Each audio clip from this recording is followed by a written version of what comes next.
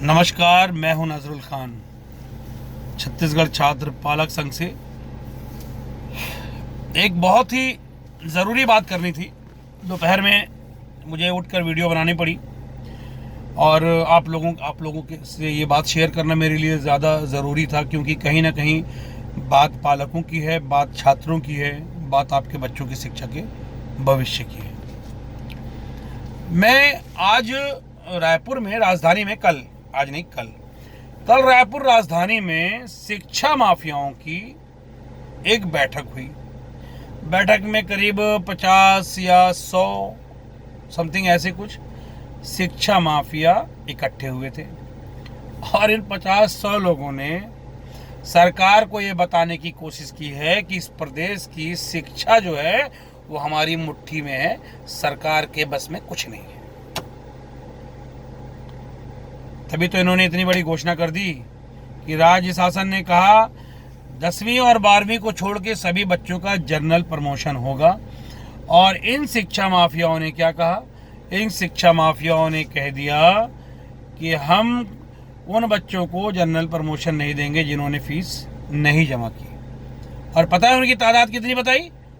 2 लाख। मतलब ये तो मान के चलिए, मैं उनको सैल्यूट करता हूँ, उनका धन्यवाद देता हूँ, उनको हाथ जोड़कर प्रणाम करता हूँ उन समस्त पालकों को, उन 2 लाख बच्चों के माता पिता को जिन्होंने पालक संघ की इस मुहिम में पालक संघ का साथ दिया और अपने बच्चों की फीस नहीं दिया। वो इसलिए नहीं दिया क्योंकि उनको पता था कि स्कूल कोरोना काल में मनमानी तरीके से फीस वसूल रहा है, लूट रहा है, अवैध फीस वसूली कर रहा है, ट्यूशन फीस की आड़ में सारे शुल्क को समायोजित करके वसूल रहा है। और ये जागरूक छत्तीसगढ़ के ये 2 लाख बच्चों के 4 लाख माता पिता, जागरूक माता पिता ने ये बता दिया कि इन शिक्षा माफियाओं को मुंह तोड़ जवाब दिया जाएगा।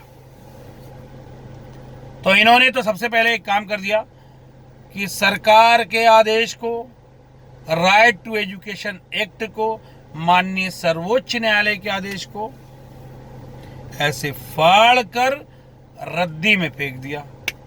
इतनी बड़ी इनकी हिम्मत हो गई कि ये खुलेआम मीडिया में ये कह रहे हैं कि जनरल प्रमोशन नहीं होने देंगे, वो भी 2 लाख बच्चों का। और 2 लाख बच्चों के 4 लाख माता पिता से सीधे तौर पे दुश्मनी ले रहे हैं। इतने बहादुर है।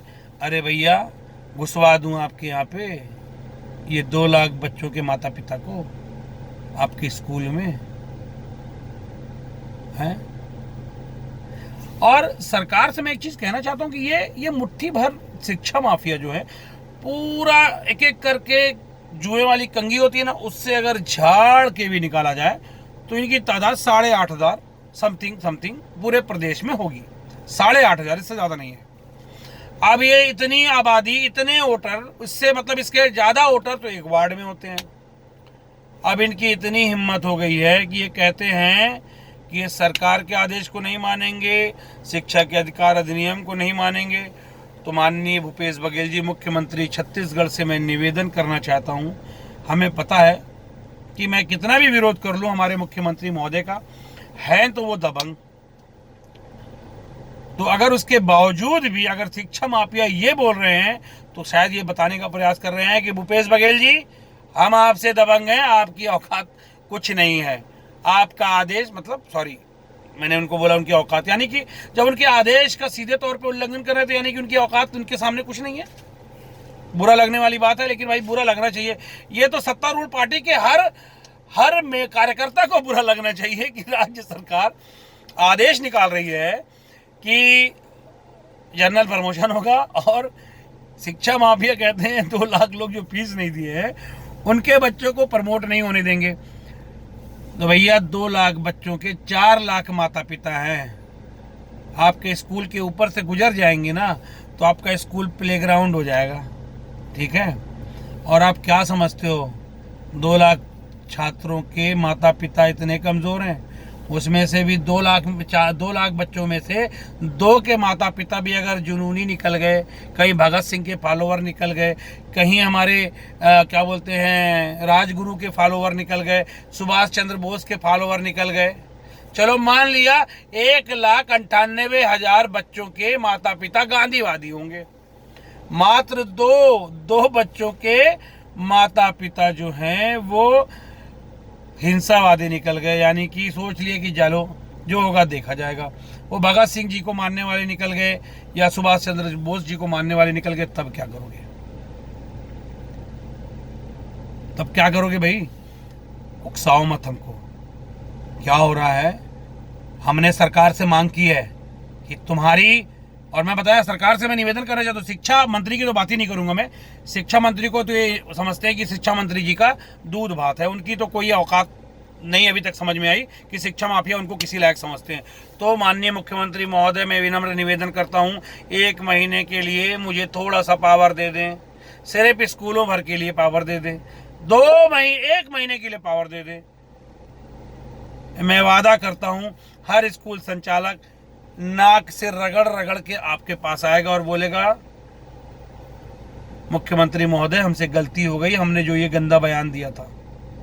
मैं कोई उनके ऊपर पुलिसिया जाति नहीं करूंगा, मैं उनकी एक स्कूल की विभागीय ऑडिट करवाऊंगा सबसे पहले। उसके बाद उन सारे स्कूलों को देखूंगा ये मानकों को पूरा करते हैं कि नहीं करते।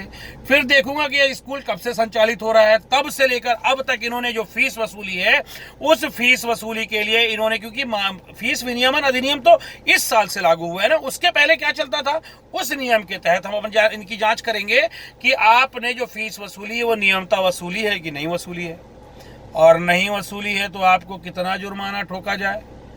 मैं बोला ना कि इनकी 7 नहीं 14 पुश्तें उस जुर्माने को नहीं पटा पाएंगी।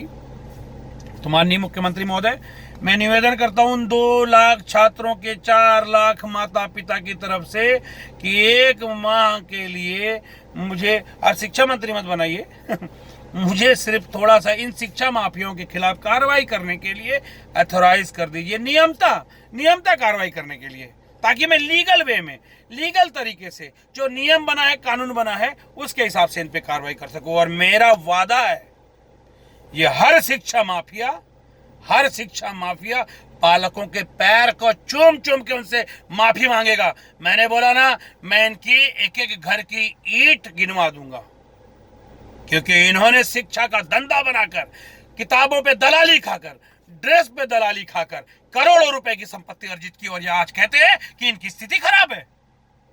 ये किस तरीके का खेल खेला जा रहा है कि एक चंद शिक्षा माफिया जो है, और हम मांग क्या कर रहे हैं?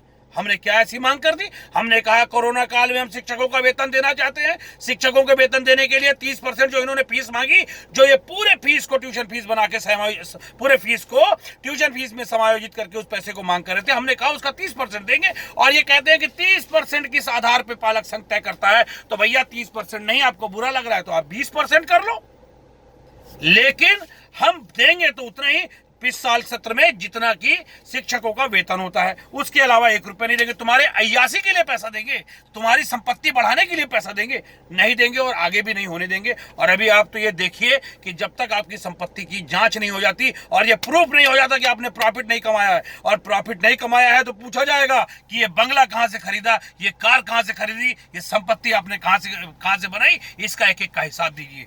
और मैं बताया ना कि मैं आपको वादा करता हूं, अगर सरकार ने मुझे ये, मैं जानता हूं सरकार ये सब नहीं करेगी कि मुझे कोई पावर देगी, लेकिन जिस दिन भी मैं पावर में आया, मैं प्रॉमिस करता हूं, मैं मेरे छत्तीसगढ़ की शिक्षा को तो फ्री कराने की हिम्मत रखता हूं, और पैसा ये जितने शिक्षा माफियाओं ने पालकों का खून चूस कर जमा किया है, उस पूरे पैसे को सूद और ब्याज के साथ निकालूंगा मैं।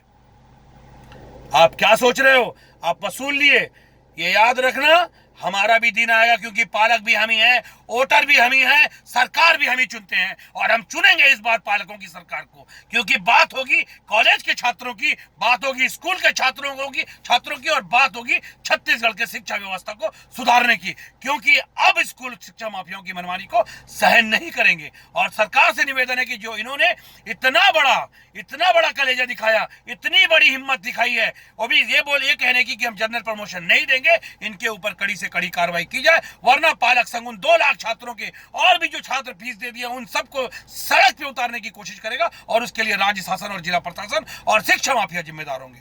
अब तो शिक्षा माफियाओं से लड़ेगा इंडिया, फिर पड़ेगा इंडिया, फिर आगे बढ़ेगा इंडिया। जय हिंद, जय छत्तीसगढ़।